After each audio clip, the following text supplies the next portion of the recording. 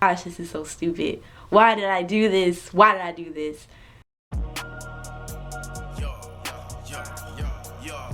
What's up, y'all? So today was a very interesting day. First of all, Happy New Year to everybody watching. I hope y'all had a wonderful, fantastic New Year. I hope everybody was turned. I was not turned. I was sitting in my house making a video for you guys. But I hope everybody had a wonderful New Year. Today's video is going to be a story time of the time that I walked like 4 miles or an hour and a half to go see my boyfriend, and when I got to the destination, I found out that he was cheating on me. For those of you who have watched my other video about the story time when I was a catfish, I'll put that link in the description below, but this is actually the same guy that I'm talking about. This guy drove me to do some pretty wild things back in the day. I'm gonna just get right into the story.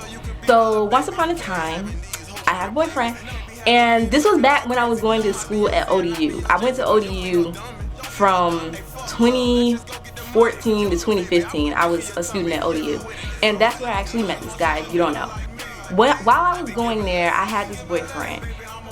Some of you guys know who I'm talking about, and for the ones who know, you just know, but I'm not going to say his name for just privacy reasons. I'm going to just keep his name out of it, but if you know, then you just know.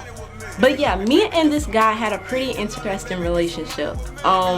It was, I don't know, we were friends for a little while, then we started dating, and the relationship wasn't really the healthiest, but I mean, I learned a lot, so I guess that's all that matters. And so we're dating, and New Year's Eve comes around, the holidays come around, and I'm the type where it's like, if I'm in a relationship with you, I want to spend like the holidays and stuff together. I'm all for that. And he said he wanted to spend the holidays together, but Christmas he couldn't. He said he couldn't because he like canceled and did something else. I don't know what he was doing. But then New Year's came around, so he was like, yeah, you know, let's spend New Year's together, but I don't have a car. And at this point in time, I didn't have a car either. I was like 17. I think I just turned 18. I was 17, just turned 18, and I didn't have a car yet. So neither of us had cars, and he wanted to spend time together for the holidays. Now at this point in time, my parents, they did not know that I was talking to this guy. So we were thinking like, how are we gonna meet up and be together for the holidays? Because my family, we always went to church for New Year's Eve. And my family was gonna be at church for New Year's Eve.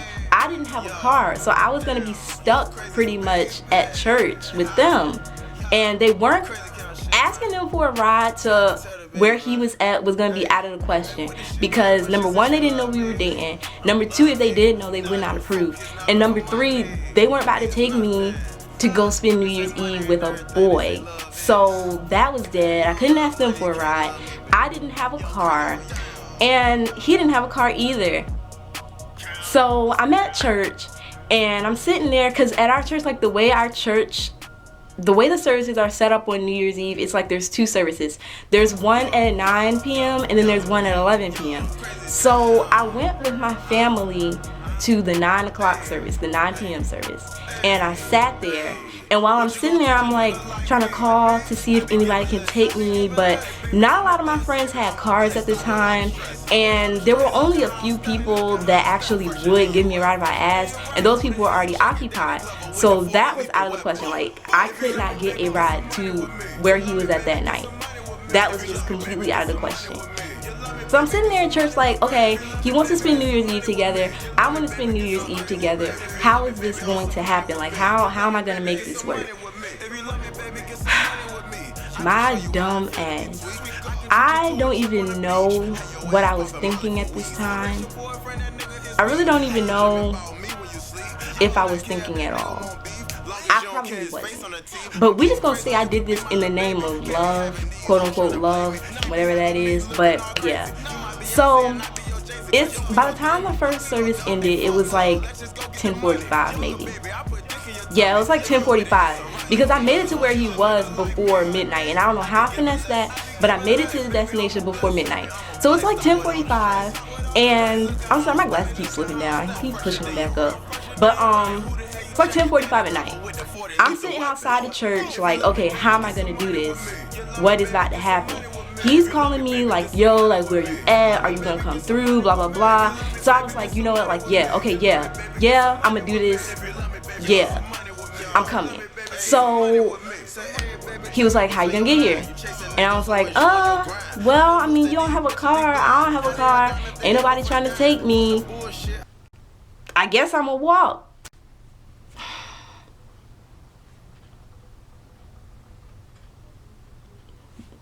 Yeah, everybody, let's just take a moment to recognize, you know, how stupid that was. So, for those of you who don't know, like, the area that I live in, the city that I live in, I mean, it's not like a bad city. It's not really bad, but it's like certain parts of it are worse than others. And in order to get from where I was at to where he was at, I kind of had to walk through a few of those parts. I don't know why I did this, but I did it. Like, I walked a good hour and a half, or maybe like 2 hours. It was a little under 2 hours because I was definitely there by 12 o'clock. And I had my clothes changed by the time I was there. But I walked a good like hour and a half to be with him.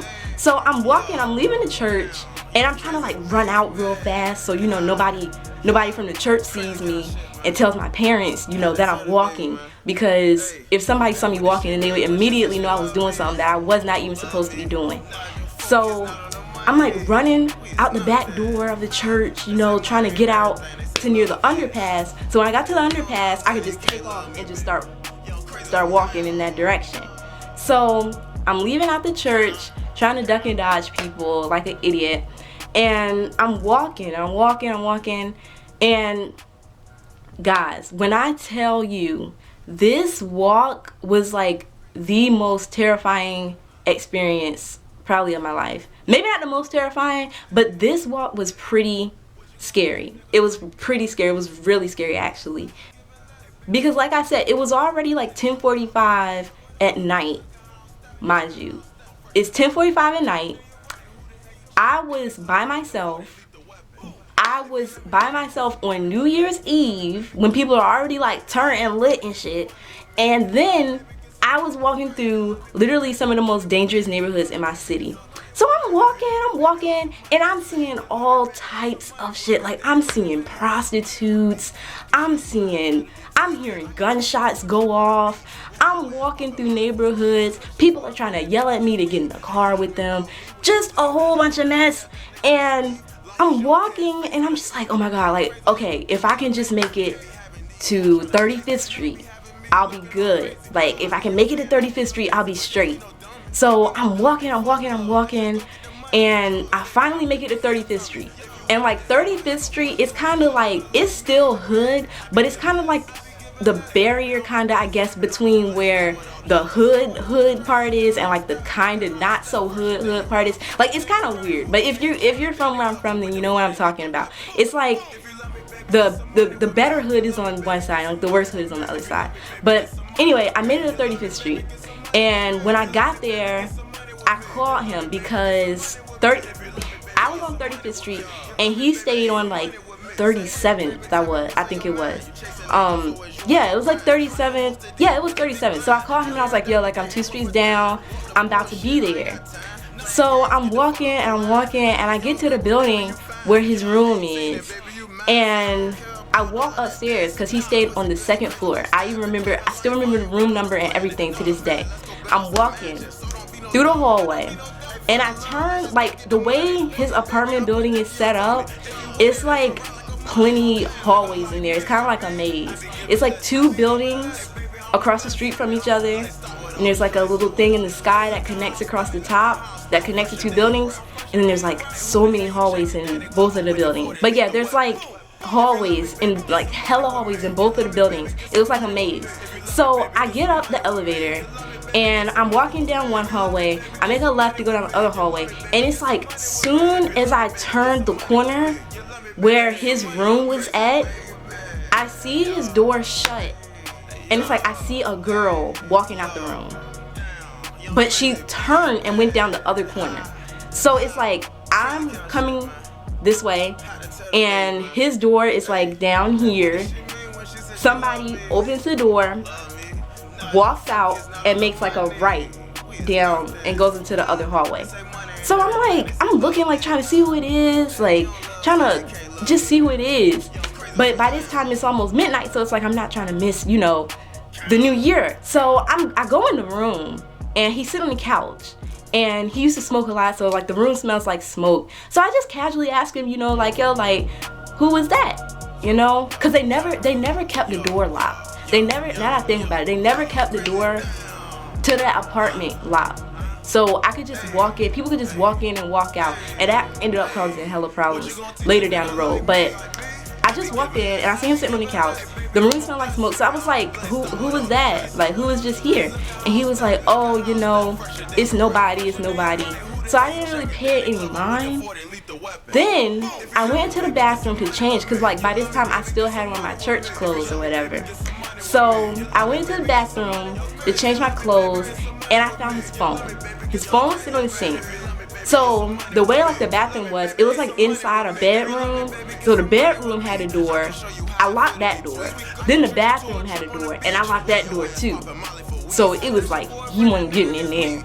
I get the phone and I start going through the phone, and I'm reading through the messages, and I'm just like, yo, like, what the hell is this shit? Like, what is this?